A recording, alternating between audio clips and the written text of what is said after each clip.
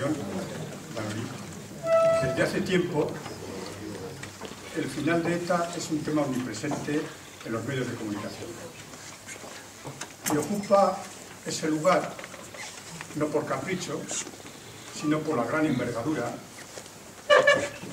que ha adquirido, que tiene en la sociedad, por la importancia y la trascendencia de sus consecuencias, por los movimientos políticos y las expectativas que genera, por los muchos asuntos y los muchos problemas de la sociedad, tanto de la vasca como del conjunto de la española, directamente relacionadas y concernidos con el final de ETA. Por eso conviene clarificar, discutir, pensar, reflexionar, concluir qué es lo que se quiere decir cuando se habla del final de ETA.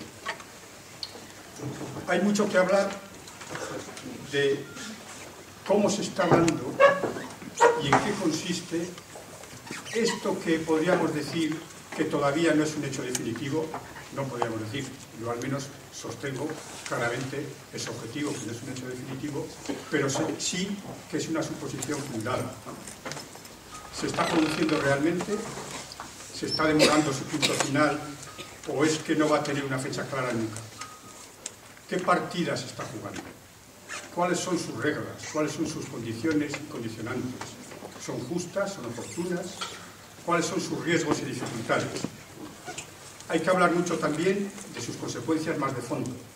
¿Qué es lo que significa realmente el fin definitivo de ETA? ¿Qué se juega a la sociedad democrática en ello? ¿Qué significado adquieren esas dos palabras tan mitificadas en el lenguaje político de esta sociedad desde hace 30 años? Paz y normalización política.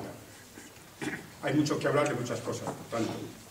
Por eso, entre Baqueas e ICA Ateneo hemos programado este ciclo de 3 sesiones que comienza hoy, continuará el miércoles 9 de marzo con José María Ruiz Soroa y Pedro Ibarra y finalizará el martes 5 de abril con Galo Bilbao, Mónica Hernando y Maite Pagazartundúa. Para empezar tenemos hoy a Txema Montero y a Kepa Ulestia. Kepa Ulestia se inició muy pronto en el mundo de ETA, en la rama político-militar, que en ese momento que yo recuerde o crea recordar era la más numerosa y la más activa. Entró en la cárcel muy joven, con apenas 19 años, pero le pilló la ley de amnistía, según dice Wikipedia, no lo sé, es así. Y salió a la calle, salió a la calle entonces y pudo participar así en los primeros pasos de Euskadiko Ezkerra. Cuenta con un destacado currículo político en los años 80 y 90 del pasado siglo, como secretario general y como diputado de Euskadiko Ezkerra del Parlamento Vasco. Y en la última década viene demostrando su capacidad para sostener la presencia continuada de sus opiniones y argumentos sobre la evolución de la política y de la sociedad vasca en periódicos de amplia tirada como El Correo y La Vanguardia de Barcelona.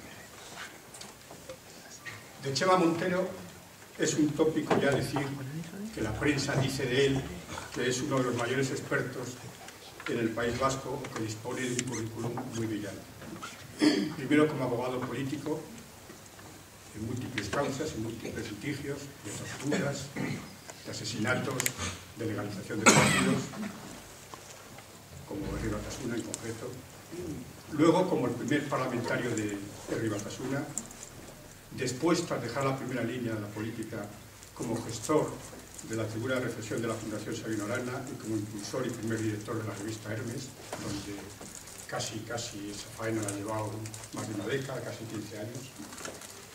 Y ahora, como brillante profesional a secas, pero que se deja notar cada vez que se asoma a los medios de comunicación, con unas apariciones casi homeopáticas, o restringidas, pero en las que da muestra de su capacidad de observación aguda y penetrante de la sociedad y de la política. Tenemos, por tanto, hoy con nosotros a dos ponentes de grupo sobradamente capacitados para hablar de lo que les vamos a proponer, que hablen del fin de ETA. Todos conocen bien el paño desde hace muchos años y no hablan por hablar o de oídas. Saben de primera mano cómo han sido los entresijos de acontecimientos como la disolución de políticos militares, en el caso de Kepa, o como las conversaciones de Argel, en el caso de Chema, y múltiples cosas más. Ambos han pensado y escrito mucho sobre este asunto del final de ETA, y ambos se esmeran expresamente en las faenas de comunicación como esta que tenemos hoy, hacerlas de manera razonada y crítica, como portavoces de sí mismos y de sus propias preocupaciones. Y sin más, intervendrá primero Kepa Ulestia y después Chema Montero. Y tras su intervención abriremos la palabra a la... Muchas gracias y... Por favor, utiliza el uso que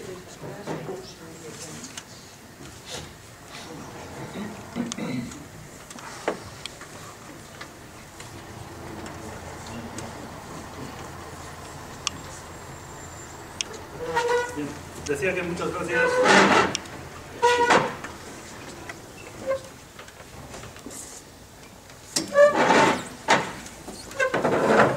Aika, Ateneo y a Baqueas por la invitación y además por darme la oportunidad estimulante de encontrarme con Chema por primera vez en unas vidas así, yo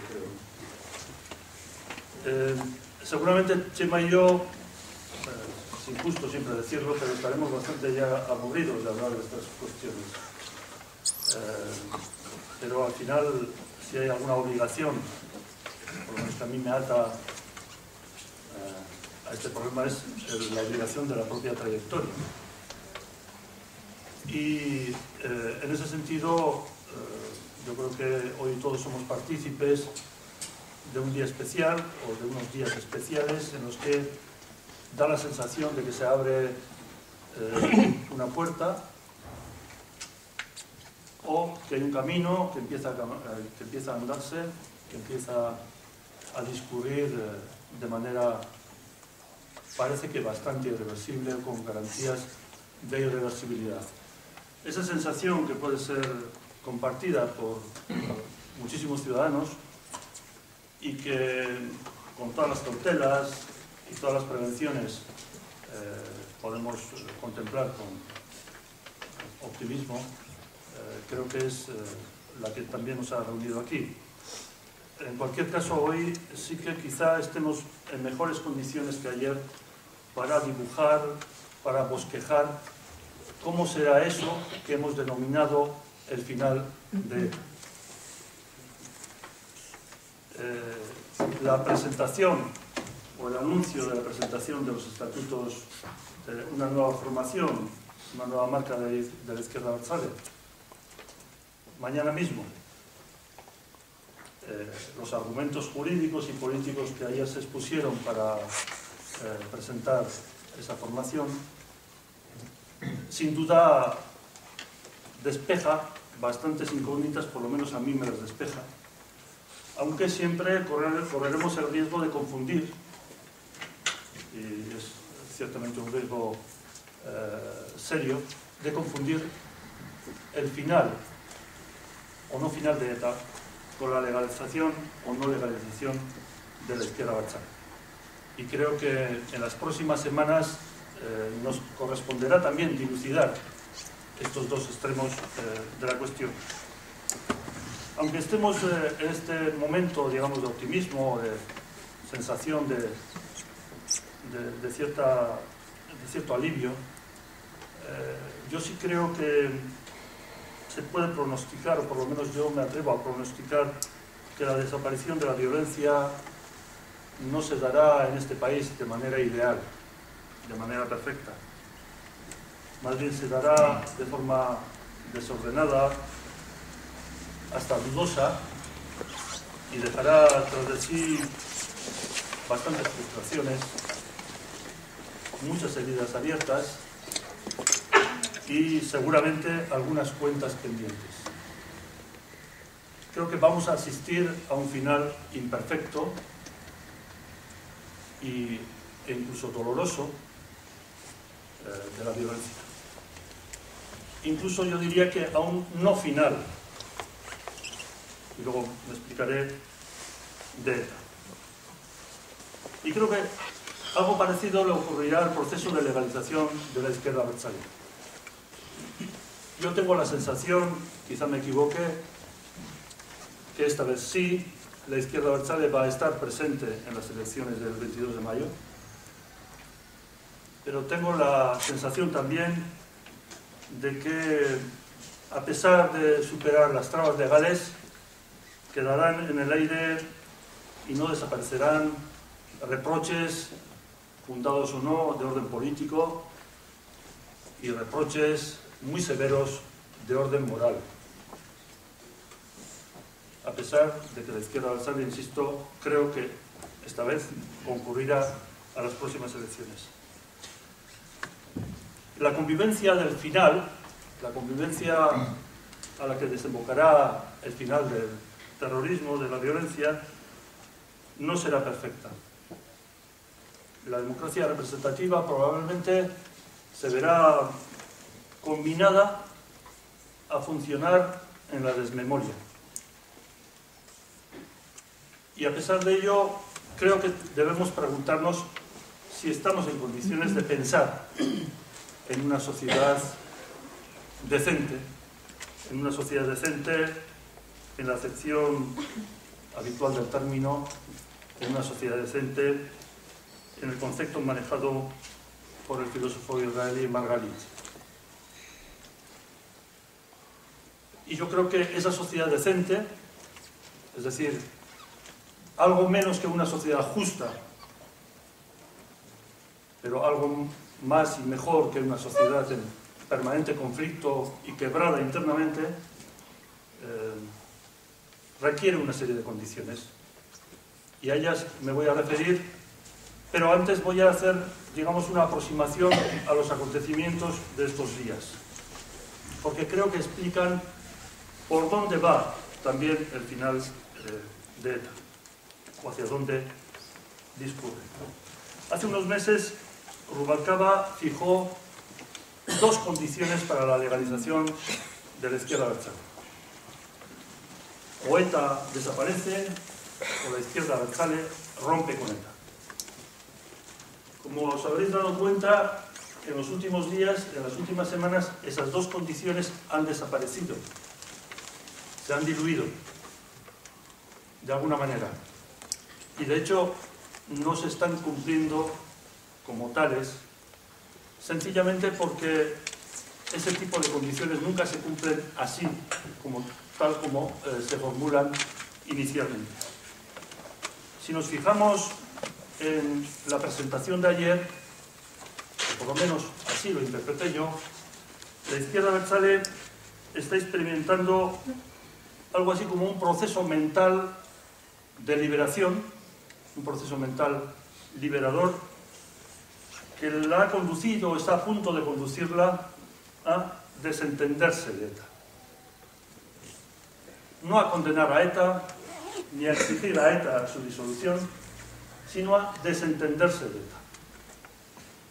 Creo que este matiz es importante porque tiene que ver más con la realidad íntima que viven los dirigentes y las bases de la izquierda abertzale, que con la apariencia de los discursos políticos que anuncian el inicio de una nueva etapa verdaderamente democrática para Euskal Herria y este tipo de cosas. Creo sinceramente que la izquierda abertzale no va a condenar a ETA, sin duda, no va a exigir, por lo menos en solitario, la disolución de ETA, y sin embargo se está desentendiendo de ETA. Es, si se quiere, una opción que ha tomado instintivamente, casi de una manera muy primaria, desentenderse de ella dando cuerpo, izena duen oro omen da, dando nombre a una nueva formación. Y en esa medida, respondiendo al dictado de la legalidad que le exigía conformar unos estatutos escrupulosamente democráticos, llega, siguiendo la cita de Irwin de ayer, a romper con los vínculos de dependencia del pasado, y lo hace estatutariamente. Pero, en el fondo, lo que plantea de alguna manera